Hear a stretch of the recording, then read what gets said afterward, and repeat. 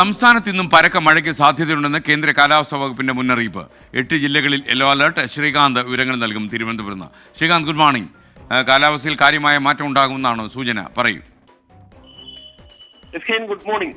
സംസ്ഥാനത്ത് ഇന്നും പരക്കെ മഴയ്ക്ക് സാധ്യത എന്നാണ് പറയുന്നത്. 8 ജില്ലകളിൽ യെല്ലോ അലർട്ട് പ്രഖ്യാപിച്ചിട്ടുണ്ട്.